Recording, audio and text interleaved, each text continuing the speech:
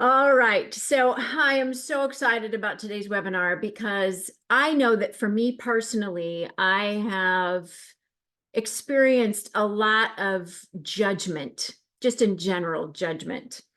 So when I say that, I mean, not only do I struggle with judging other people, sometimes it's true, but I also feel judgment against me. So either I'm judging myself or I feel like other people are judging me. And I don't know about you, but when I'm in that place, either I feel judgment towards someone else, myself, or I feel judgment against me, it does not feel good. It doesn't feel light. It doesn't feel positive. And it feels like it's something over which we have no control, which is not true. And that's why I want to talk about this today. Judgment is a misnomer. It's based on the idea that we should all be the same, which is ludicrous. And if you asked anybody that question, like, hey, do you think there is power in being unique? My guess is that 9 times out of 10, people are going to say, yeah, there's lots of power in being unique. We don't want to be all the same. And yet, there is this pervasive paradigm that, yeah, if you want to be successful, if you want to be good in this world, then you've got to follow in the footsteps of another person. This is dangerous, dangerous territory. So today's webinar is all about that. We're going to just take it right to this concept of judgment with the idea that, yeah, in fact, you are one of a kind. So just as always on these Purpose Pursuer webinars, I do have some of the Purpose Pursuer practitioners with me. Please wave hello. Hello. If you're a purpose practitioner, there you go. Okay. So these lovely people are with me today to talk about this concept of how you are one of a kind, yes. And because you are one of a kind, two things. You can't expect other people to be like you, nor can you allow yourself to feel less than if you don't show up like everyone else does. We need you to be one of a kind. Your maker needs you to be the one of a kind person that he created. Super, super powerful. So my favorite analogy for this is a puzzle, a completed puzzle. So imagine, if you will, a completed puzzle. Maybe you've gone to the trouble of even gluing it all together and it's up on your wall. Let's say that this completed puzzle is a picture of a bunch of different colored boats on the water. So if you can kind of get that in your head. Well, as a piece of this puzzle, which each of us are, you know, just because you've probably interacted with puzzles before, that every single piece is distinct in color and or shape. Now, this is requisite because if we had a bunch of pieces that were the same color or the same shape, as you probably recognize, if you try to do a puzzle that is like all sky, it's really, really challenging. Fortunately, they're unique in shape. But if we were all the same, just like if a puzzle piece was made up of all the same types and shapes and colors of puzzle pieces, it would be so confusing to complete that puzzle. Well, God, in his infinite wisdom, knows this about each of us. How can he, in his infinite capacity, be represented by pieces of a puzzle that are the same? He can't. He needs each of us to represent him at this point in history. So we each need to be unique.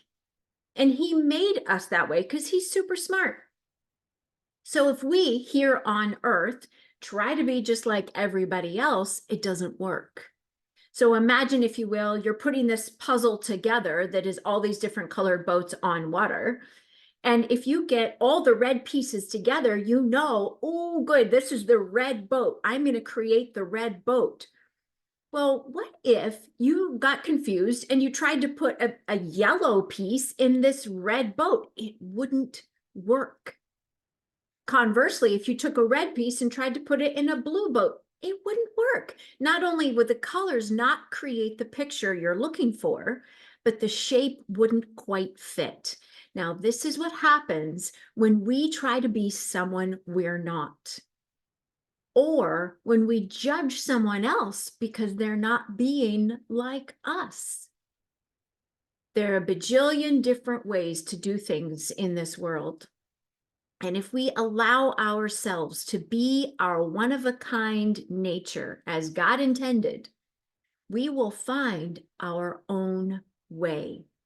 And yes, that can be daunting, but there is a way to be your true self, find fulfillment, and do it with confidence. And that's why we as Blueprint Process practitioners exist. We love putting together your own personal puzzle. We love helping you figure out your own personal puzzle piece. What is your color? What is your shape? What are you here to do?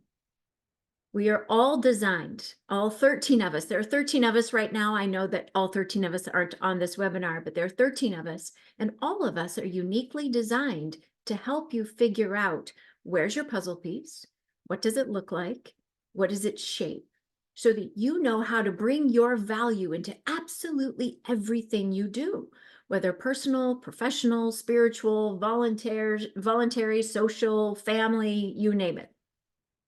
That's the idea.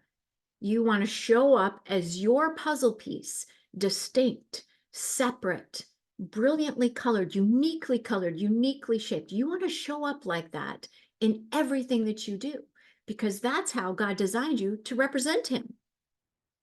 So, what does this feel like when you are allowing yourself to be you?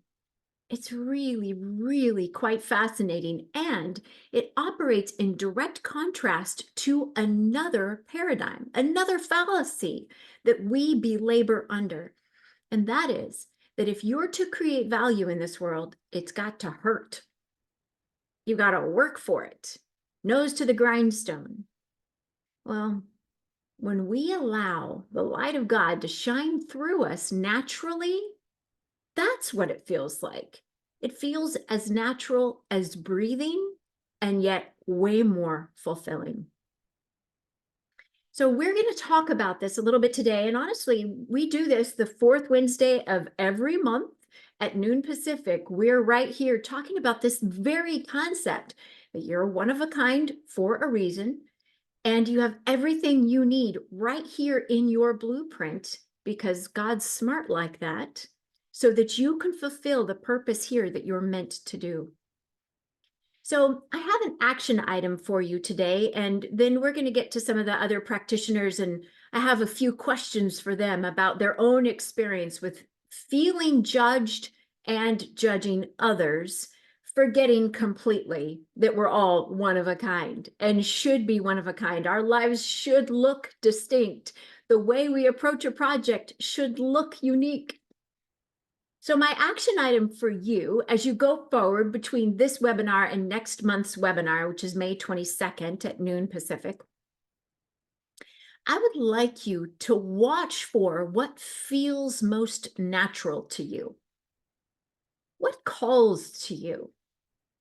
Now, what's super cool about God is that when he designed you not only with skills and abilities, he also designed you with desires, interests, curiosities. So what are your natural fascinations? I want you to figure that out. Watch in every area of your life, no matter what the project is, no matter what role you play. Out of everything that needs to be done in any area of your life, here's the action item. Out of everything that needs to be done in any area of your life, what are you drawn to do the most? Whatever that is in your blueprint. Whatever that is needed for you to express your purpose for God. So if you have questions about that, all the practitioners that are going to be talking today are here for you. We're all available for you. And you can, all of us are happy to talk to you for free with no commitment, no obligation, because we are just naturally interested in helping you find your blueprint. So that's the action item I would like you to do some research in. Just watch, just be the scientist in your own life, kind of like stepping outside and looking back into your world, both personal and professional, asking yourself the question, what am I drawn to? Now, kind of a second point of study that I think is super, super fascinating. Where do I feel like I'm being judged? Because I'm not doing it the way everybody else does it.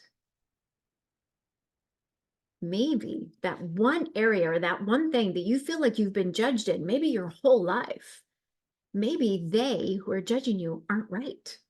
Maybe you're right. Not for everybody, but for you. And that's the whole point of today's webinar. You're one of a kind for a reason. You are a particular color, a particular shape in a puzzle, meaning there is one place for you to be, one way for you to be, one thing for you to do, and that is your purpose. And so if you try to hop around the puzzle and take up a bunch of different puzzle piece spots in your effort to be successful, to create value, you're actually messing up God's puzzle. Not a good idea. For a couple of reasons. When you stay centered on exactly who you are, whom God made you to be, then he's able to shine through you exactly as he wants to. He's like, thank you for making my job easy. When we bebop around and try to be everything to everyone, we get very distracted, very confused, and our life becomes muddled because we don't know which end is up. And guess what? The people around us, watching us, witnessing us, getting value from us, they're also confused. Who are you really?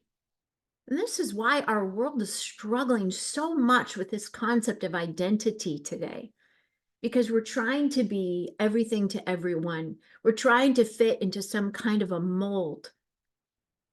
Our one job is to express God in the way that he designed us to express him.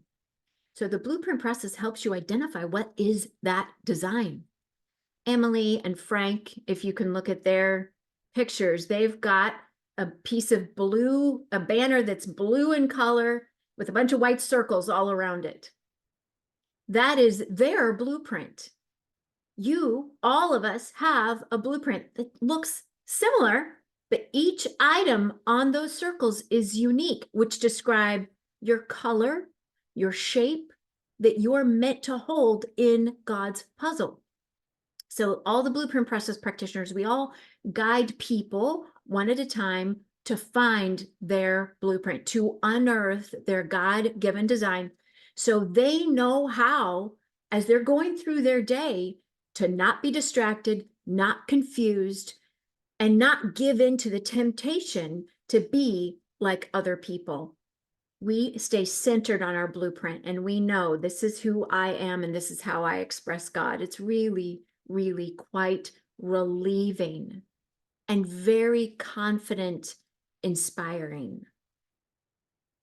All right, so I've got 3 practitioners. There are more practitioners than just 3 on the call today, but there are 3 practitioners that I am going to be asking questions of regarding this concept of judgment. And Emily, if you can raise your hand and say hi to everyone. And Nicole, hi, Nicole. And Jenny, hi, Jenny. All right, so I am now going to ask the 3 girls these questions, and I just want you to know something first before I start asking them questions. These practitioners, and as I mentioned, I've so far found 13 of them. I need to find more. You want to know why?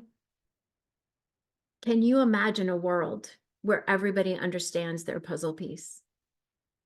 Can you imagine how impactful that would be if everyone knew their God-designed puzzle piece and lived within it? Wouldn't that be amazing? But I know I don't have the time to be able to guide everybody to what their blueprint is. So that's why the other practitioners exist. We need more people to know what their God-given design is, and we need them to feel supported and encouraged, like they've got their own personal cheerleader that's helping them and holding them accountable to their God-given design, helping them at every crossroads stay true to who they are instead of give in to the temptation of being like somebody else. So the three that I'm talking to today, the three practitioners I'm talking to today, they are in the practitioner program because I've been looking for people that have the skills and the natural qualities necessary to be naturally drawn to helping other people identify their God-given design. These three ladies are the epitome of the design that I'm looking for that will help other people find their design, all for God. So I hope you enjoy hearing these three ladies talk here in a couple of minutes. And of course, you can find out more about them on our website, blueprintprocess.com. Also, just a quick note, you can listen to the previous webinar recordings on YouTube. We have our own YouTube channel now, and it's Blueprint Process Practitioners on YouTube. Please feel free to go there and listen to the other webinar recordings. And as I say, one more housekeeping item, sorry. Next month, May 22nd at noon Pacific, we're going to be talking about this purpose principle number 3, which is not only are you unique for a reason, but you also have everything within you right now, everything you need right now to pursue your purpose. Holy cow. It's just so cool. God is so smart. All right, so we're going to start with Emily, then we'll go to Nicole, and then we'll go to Jenny, and we're going to ask 3 questions, and we'll go one at a time through these questions. So thank you, ladies, for being on the call today and helping everybody understand a little bit more about this concept of judging and how to stay away from it by being their unique self. So Emily, let's start with you first. Hello. Yeah. Oh, yeah. Hi. Hi. Yeah, you got to ask the question. It's quite all right. That's quite all right. And Emily, tell us, please, what time is it of the day for you? It's bedtime. It's bedtime. That's why you get me in jammies with my cup of tea. I love it. And I forget, it's in a country that starts with an S. Switzerland, Sweden, which is it? Yeah, that's your first choice A, Switzerland. Switzerland. Okay. So thank you so much for staying up late and talking to Yeah. us about this. Yes. All right, so Emily, just like with all the other practitioners, you yourself have been a client of the Blueprint process. That's why you have your blueprint there on your back wall. I'm curious to know, what's it been like for you? If you could kind of describe what you felt like regarding this judgment concept before going through the blueprint process, and how do you feel about it now? We're not trying to suggest that you're perfect now and that you never get into this, because I do too. But can you talk to us through what was the difference for you before and after going through the blueprint process? Yeah. So listening to you describe what it's like a struggle bus and kind of jumping around from piece to piece and not really feeling like any of the pieces are yours. And that is the point that I was at when I came to the blueprint, and probably, didn't know that that's why I was going to the blueprint, but has, in all honesty, has probably been the thing that's had the most impact for me on a day-to-day basis, to have this paradigm switch, because a life built on external factors, either people's praise or how much we produce, fill in the blank, is very exhausting. And is exhausting, and it's also a bit of a roller coaster. And so for me, what has had a big impact is understanding what the blueprint is that it's really God shining through us, each of us.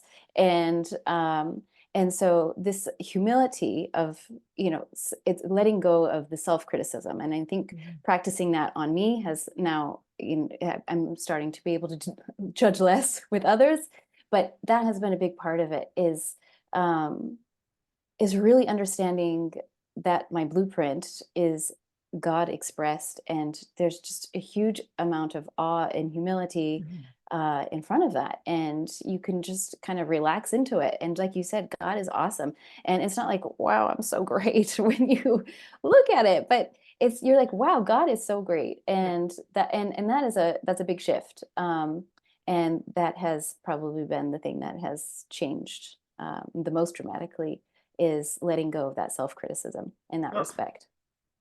gorgeous. Thank you so much. I love so many aspects of your answer, but one of the things I really liked the most is how you talked about having to work on it for yourself, like not judging yourself first, and then it helped you not judge others. And then the humility that brings in and the honor of God shining through both you and others. So thank you. Awesome. Nicole, how are you, girl? I'm good. I'm really struggling with my Zoom, so I apologize for that, but I'm on my phone, so it's all good. Yes, it is, because we can see you and hear you. And Good. you're not quite as late in the day as Emily. I know you're more East Coast. I forget, what state are you in? Indiana. Indiana, thank you. I Yeah. should know that. All right, Yeah. girlfriend, please tell for us, just like Emily, but your own experience with going through the blueprint process and how your experience has changed from before going through blueprint to after going through blueprint in this concept of judging and trying to be like other people. Yeah, it's really interesting because the most profound insight really that I found pretty quickly into the process was understanding who I was and the things that made me unique and special, and no longer feeling like I needed to hide those or apologize for those or be ashamed of them. There were things that I knew about myself, but I never really made that clear connection. Like I knew them, but I never really had put it into concrete words or understanding. Um, and one of those, you and I have talked about this a lot, and it still to this day, I'm just amazed, and it moves me so much how much music is really a part of who I am. And just that one little thing, I always knew that, but I never really embraced it, I guess. I Mm. never really appreciated that that one piece of me is special and it's unique and it makes me who I am, and it really impacts how I think and the way that I think. And so now I go to music often when I'm in a position where I'm trying to figure something out, or I feel anxiety or a little bit of stress. And different types of music help me walk through those. But just not having that judgment anymore about, oh my gosh, this is something that is silly, or it's, that type of self talk. Yeah. So I think with that too came the clear understanding that other people that I am around have those things too, that they may also not really recognize. And just being able to say, that's their unique person, that's their unique personality, that's a unique characteristic of them. It's not something they can help or change. And so you just accept it and go, okay, well, that's a unique piece of them. That's what makes up who they are. Oh my God, I love that. Talk about humility. Thank you so much for bringing up the concept of music, because music for you feeds you. And typically, interestingly, with Blueprint, a lot of people come in thinking Blueprint is all about giving value, creating value, and it is. But just like just like that airplane analogy where the stewardess tells you, hey, you've got to put your air on first, your air mask on first before you can put it on another. We understand in Blueprint that 50% of your blueprint is actually for you. The other 50% is to give. You have to take in order for you to give. So thank you so much, Nicole. Well, one other quick little thing, Tammy, Please. out of that, and you know this because I've done this with you, it is a gift that I can now give to people and feel good about, that I will hear a song that makes me think about something that we've talked about or something that reminds me of that person. And I literally will just send it off to them.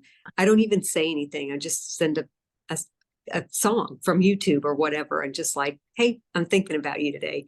And you would be amazed at the number of people that come back to me and go, thank you for thinking about that. Oh It's my, just, it's a gift. It's like it's a gift to me and it's a gift from me. oh my gosh, I love that. Can you see the smile on her face? This is what it feels like when you're doing your blueprint. It's just easy.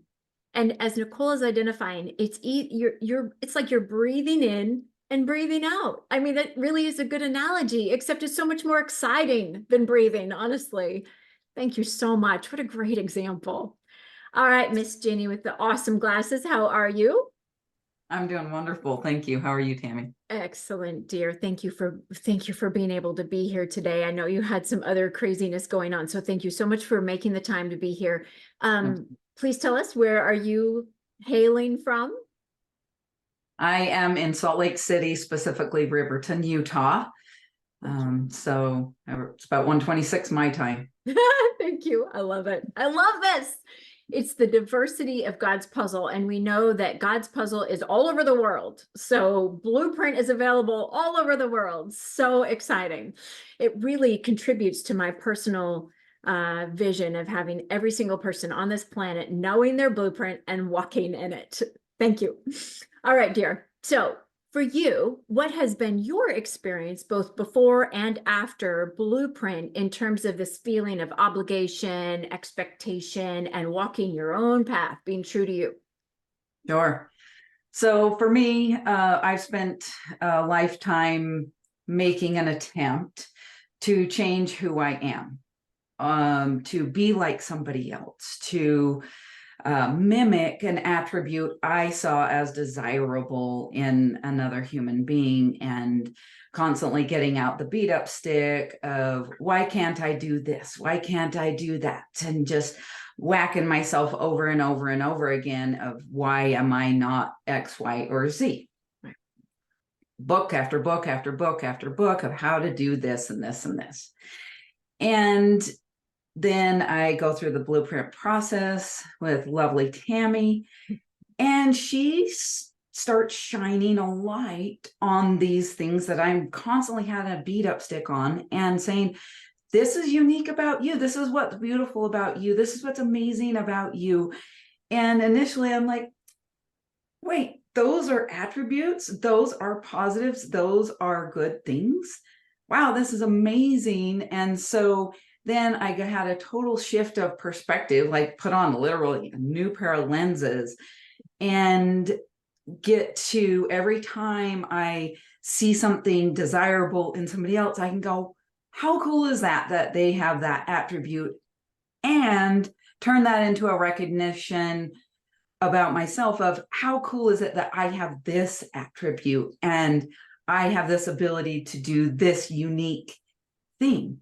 And it just turned from a beat up into an appreciation and a gratitude for who I am and what I have to give and what I'm able to recognize in others as an attribute. And it's just a total shift of gratitude in every single way. And how can I maximize the potential of my players or attributes in order to build my purpose and help others see their purpose and their attributes? Like, I can't even tell you, like, I'm sitting here trying to maintain my voice from like chattering because I want to cry when I think about it. It's so amazing. Yes. Thank you. I love that. And I know exactly what you're talking about. What a lift from the beat up stick, hilarious expression, by the way, to this gratitude, beat up stick to gratitude, all because you identified who the players were on your court naturally, and you see the richness in who your players are compared to someone else's, knowing that, oh my gosh, yeah, how much can we do together? If we all got our players on the court appropriately, oh my gosh, what could we accomplish in this world? Amazing things. Right. And I'm so appreciative. And I know you specifically have some examples with this because you actually have some really cool areas in which you are experimenting with this, getting groups of people together and seeing what can we do together. We all have these different perspectives, these different talents, different passions. What can we do together when we're working towards the same objective? But again, showing up in our unique ways. And Yeah. yes, that might create more need for conversation or, decision making that might create some more time there. So you're bringing all these perspectives together. But oh my gosh, the result now is exponential, isn't it? Absolutely. In every possible way, from like each individual feeling empowered to their contribution.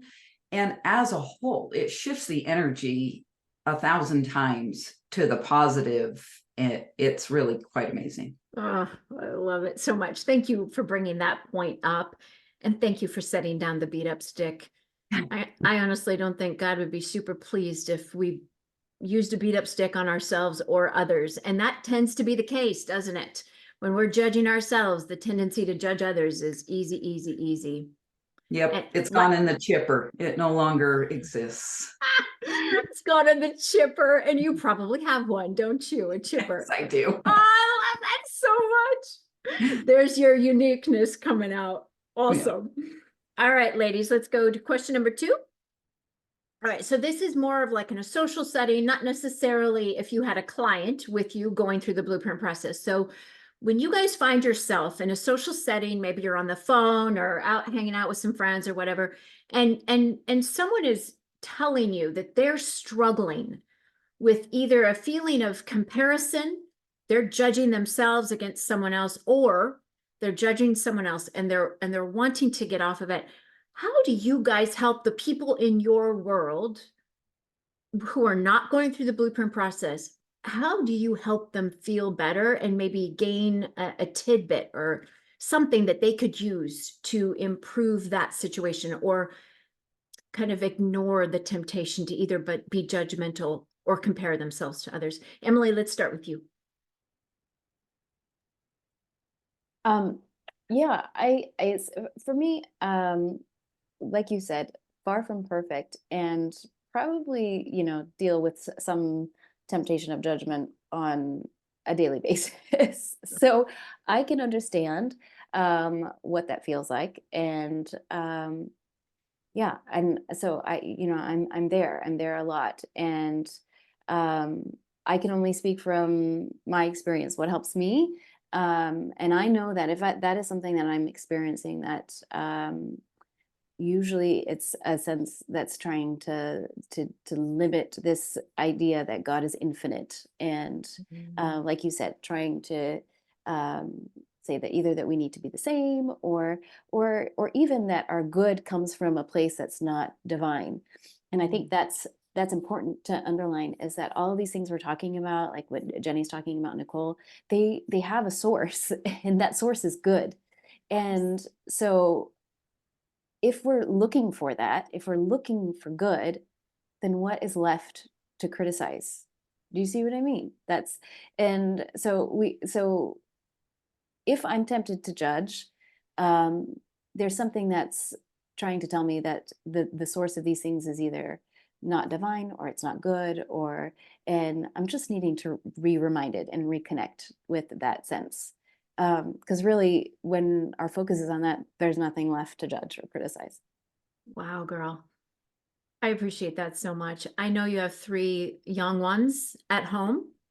So this must open your eyes quite a bit to acknowledge that there is no bad. Wow. Which then causes you to find the good, huh? Absolutely, always. I could give you an example. I could give you many. You want an example from today? Do it. Yes. Okay. Let's do it. Okay, so today, my children were needing to get a task done, and I was starting to get stressed out because it wasn't going to be done on time, and I needed to do other things and get on with it.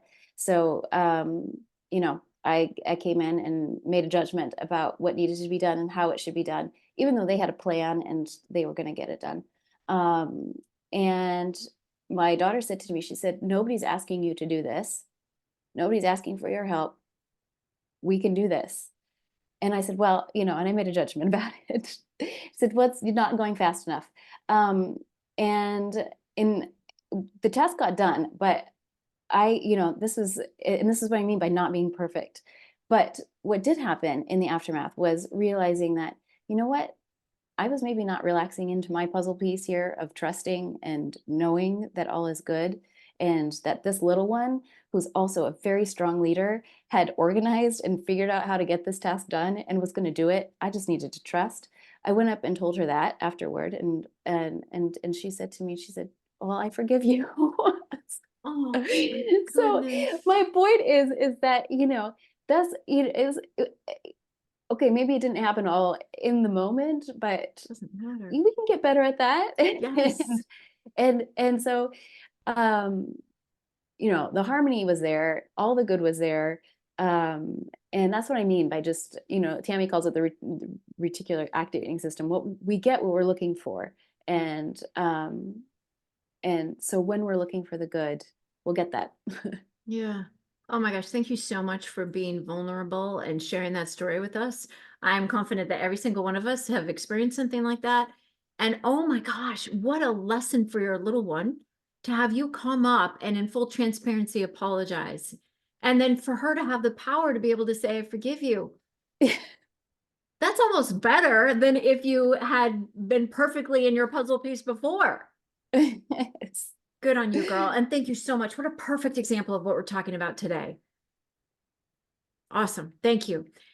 Hey, Nicole, how about you? In a social setting, if given the opportunity and someone's sharing with you a temptation to either be judgmental about others or judgmental about themselves, how would you choose to help them? Oh, we can't hear you, love. Sorry. That's okay. By the way, I love that the find the good in everything. That is so powerful. Right? So powerful. We know that, but sometimes we just forget to do that, right? Yeah, so typically, I think what I really try to help people do is steer them back to what is good about them, what makes them unique, as opposed to focusing on what somebody else is doing or saying or who they are, because we can't and shouldn't try to change them. It's really our job to try to figure out how to live in harmony with them, or to remove them from our lives if we can't do that. But it's not our job to change them. And so being judgmental about other people or being judgmental about ourselves, I think really comes down to, okay, what things about you, I guess I'm saying in a very similar way, what things about you are good? Like, what about you is unique and good, as opposed to what about this other person bugs you so much that you want to be judgmental about it. Nice. I like that. Yeah, like Emily was talking about, that reticular activating system then goes from looking to the bad to looking to the good, all because you reframed it for them. With just one question, you completely got their thinking off of what's bad about another and into themselves. And as we've been identifying today, if I judge me, if I'm hard on me with the beat up stick, then I'm going to do that to other people. It just works that way. So you just destroyed that right at the heart of it by helping them see themselves as good. Thank you. Hey, Jen, how about you? How about you in a social setting? How would you help someone who's struggling with a sense of judgment? Sure. So very similar as to what Nicole was just stating. Something very simple that shifts the energy very quickly is, wow, what I love about you is something that I may have noticed. And, that might be, what I love about you is how good you are at recognizing the difference between individuals. Nice. And I love that you're able to see those and recognize their complete distinction. And what is something that you appreciate about yourself in this moment? So just like what Nicole was just saying, and almost instantaneously, again, this is when I can catch myself. I am absolutely not perfect in any stretch of, well, no, I am perfect, and yet I'm a human being. Okay.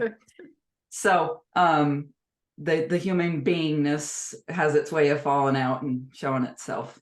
At any rate, finding a way to help them see an appreciation of that other person, and then an appreciation about themselves, and automatically the energy shifts, the conversation shifts, everything does. And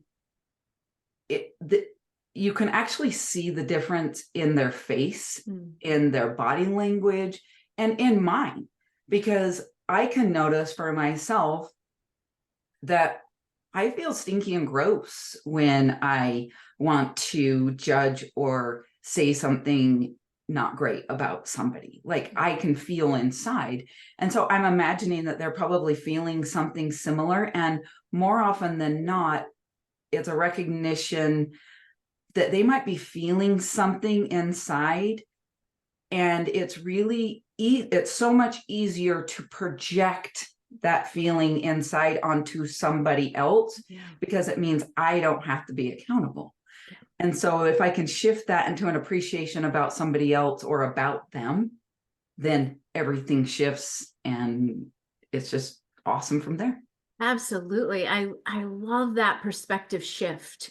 And I appreciate how you said that sometimes you're receptive to it and other times not. And I'm curious, because other people might be thinking the same thing. How do you know what to say in that moment? You know, someone's presenting themselves in kind of an ugly fashion right there in front of you. How do you know what to say? I rarely do. I really have this habit of letting things roll off my tongue. And oftentimes I actually don't know what I said until I hear it with my own ears. And it's, I mean, I know it sounds like insanity, but so often I will like say something and then I hear it back and I'm like, wow, did I just say that? Like, I totally just said that. Yeah. But that's usually what's happening. Or depending on the situation, for example, maybe I'm feeling stressed for whatever reason, then it's so easy to find something appreciative about them. Like, wow, what I love about you is how you're able to do your hair in that unique way. Like, how did you even think about that? That is amazing. You must be super creative. And I'm not just blowing unicorn farts in their way. I'm actually being genuine in my compliment of them. Yeah, absolutely. Yeah, because you're complimenting something. It may not be exactly how they're presenting themselves in the moment. Now, I would suggest, especially how you identified that words are just coming out of your mouth, that is God. Yeah. And that's what we're talking about today is God shines naturally through all of us, but in unique ways. And this is why you guys are chosen as practitioners, because that's one of the ways he shines himself through you naturally, is the ability to reframe from a negative to a positive, the ability to mirror and say, hey, I see this in you. It's just, and to shift thought through a simple question or statement. All three of you have represented that. And that, again, is why you're in the practitioner program, because God shines through you naturally in such a way that sets you guys up perfectly to help other people identify their God-given design. So thank you for being such a good example of that. You're welcome. All right, let's go to our final question, number 3. How do you guys feel going through the blueprint process? And we'll go same order. So Emily, Nicole, and then Jen. How do you feel going through the blueprint process helps people eliminate judgment from their lives, either of themselves or of others? Em, let's start with you.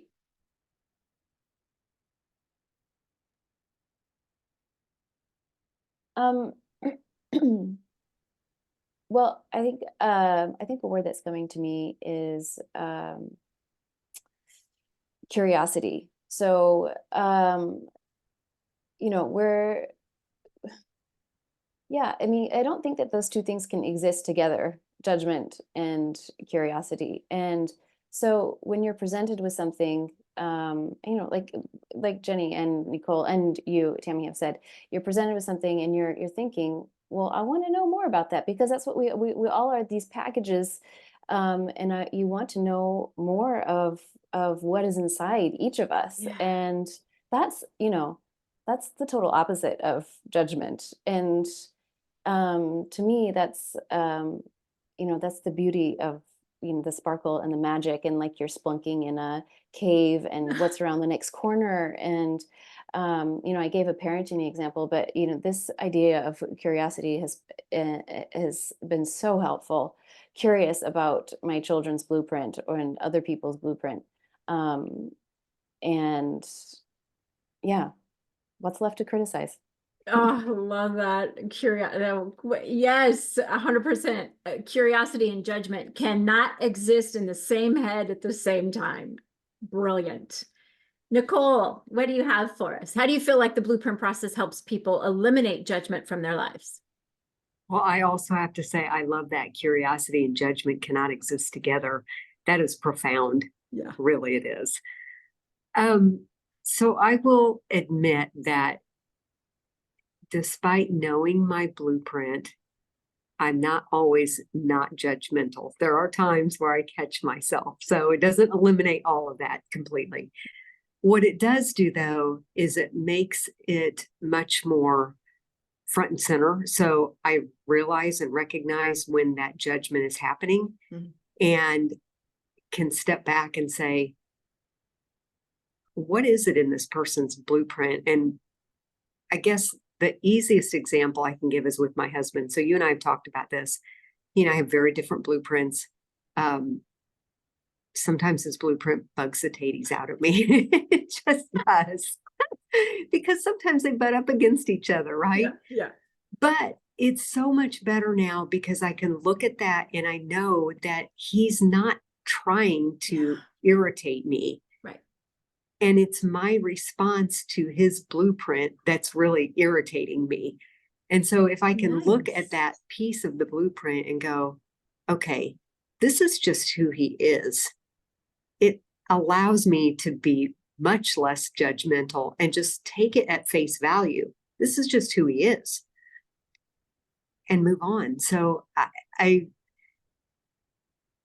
I almost would say it has relieved the judgment of me from me as much as it has relieved the judgment of others from me, because very much like what Jenny was saying, I would find myself always going, well, why am I not like that person? Trying to be somebody that I couldn't be. And it was super frustrating for me.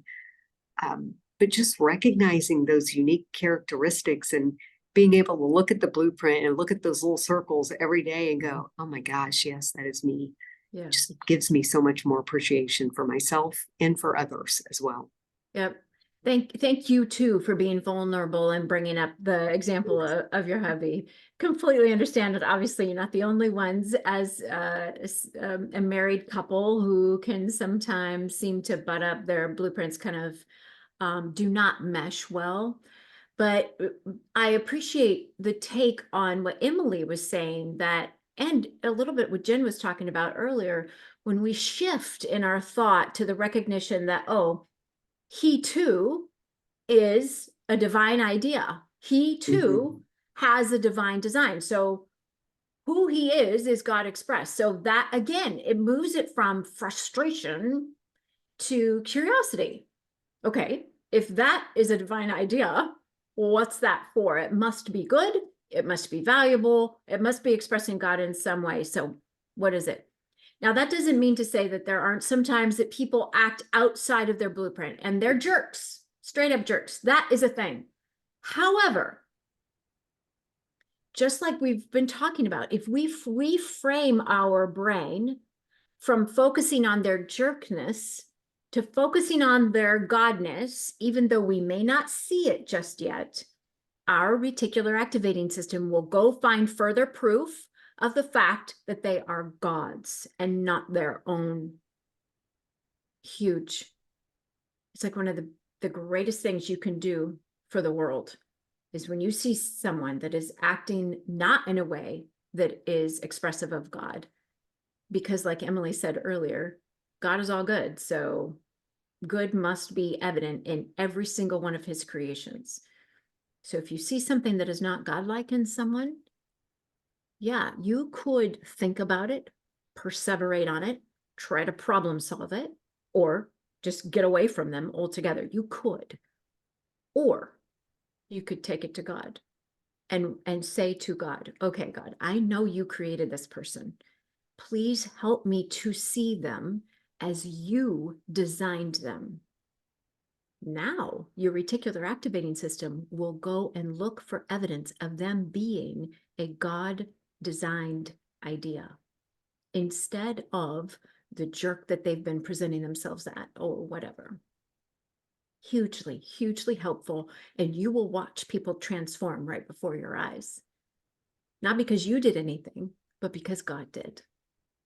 Thanks, Nicole. Hey, Jen, how do you feel like the blueprint process, as a guided process, a one-on-one guided process, how does that help people eliminate judgment from their lives?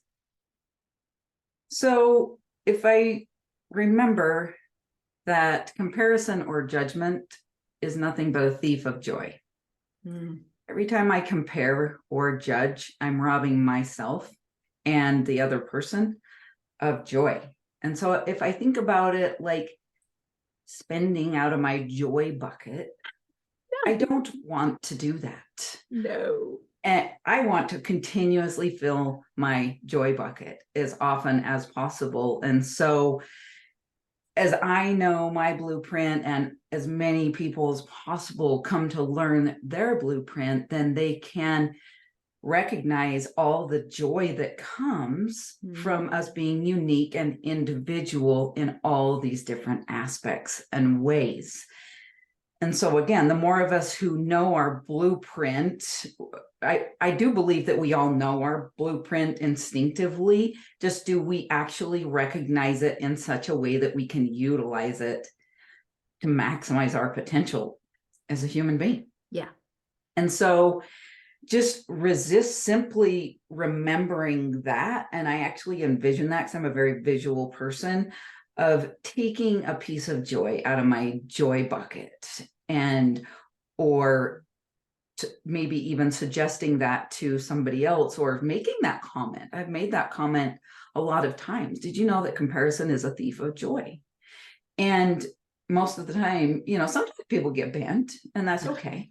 But more times than not, it's like, oh, I actually really didn't realize that. And if I think about it energetically, I can feel that withdrawal happening. And so I really feel like just that simple recognition of that helps people resist comparing or judging others. Is that all the joy that we have been given as individuals? I don't want to throw any of that out. Well said. Thank you. I really, really appreciate that because sometimes things happen to us that are outside of our control. And yeah, joy is removed. But if we can control that puppy, why wouldn't we? And so I love how you brought up the awareness of heaviness. I don't know that you described it that way, but if you feel heavy about something, it's evidence that you are not, that it's an opportunity to go to God. That's what it is. It's not a reality because as Emily pointed out, it's all good. God is all good. So if you're feeling heavy for whatever reason, it's an opportunity to go to God. And as we've identified with this whole concept of judging, you and everyone around you are direct expressions of God in a unique way. And that's what your blueprint is. And as Jenny just identified, you might intuitively, instinctively know your blueprint, but unless you actually have it written out in blue and white circles on your wall, you can't use it intentionally. All of the circles that you see and those that you can't see, every blueprint has close to 100 items, 100 ways in which you are uniquely qualified and designed to express God. And no two blueprints are the same. And I can say that even of the practitioners who are they all have a toolbox that is similar to mine, but none of our blueprints are the same, of course, because we each need to express God in a unique way. The question is, how are you designed to express God in a unique way? And instead of feeling like you are less than, it's so important to recognize that you are chock full of exactly what you need to have in order to fulfill your purpose for God here on earth. And the sooner you get that inventory of tools and ways in which God expresses himself in you, the more intentional you can be about it. I talk about it similar to if you were just to type a Word document with no bold, no underline, no italics, nothing would stand out on the page. That's what it's like when you don't know your blueprint. It's like a Word document with no bold, no italics, and no underline, no different color, no highlighting. So what we do in the blueprint process is we give you that inventory so that you can put things in bold, you can put things in different colors, you can put them out there in the world in a much more clear and distinct way. So the light of God shines through you as fully as it can. And that's what we all want for you, because we all know what it feels like. It is freaking amazing. Okay, so remember your action item for this month. Your action item is to look for what feels natural. What is your natural? As a mom, as a dad, as a husband, as a wife, as a employee, as a business owner, as a child of God, what is your natural? What comes so easy to you? It's like breathing. What can you not wait to do? When you have a to-do list, what makes it to the top of the to-do list? These are all questions that you can use to start to identify your own list of items, ways in which God expresses himself through you. Now, what do you do with this list? And by the way, on every webinar, I give action items so that you can start to research your own blueprint. Of course, you can always reach out to one of us as guides. We'd be more than happy to help you find your blueprint. But if you want to find your own, every webinar, I give these action items that helps you start to identify the list. Well, as we've just talked about, though, identifying the list is only half the battle. The most important part is to now put those things in bold, put those in italics, put them in different colors, get them out there as obviously and as in an exaggerated way as possible. So God is shining through you even more than he is right now. We love you all, even though we don't know you personally. And we'd love to see you on next webinar, May 22nd at noon Pacific, where we'll be talking about purpose principle number 3, which is that you have everything you need to fulfill your purpose right now. Even if you don't know what it is, you have it. Wouldn't it be cool to unlock it? So thanks to all the practitioners for being on. Thanks to everyone else for coming. Big, big heart and love to you for being so interested in finding your purpose that you chose to be here at noon Pacific. So we'll see you all next time. Thank you so much. Good seeing you, Bye. Emily. Thank you, Nola. Hey, Richard. Hey, Rich. Hey, Captain. See you, Jenny. See you, Nicole.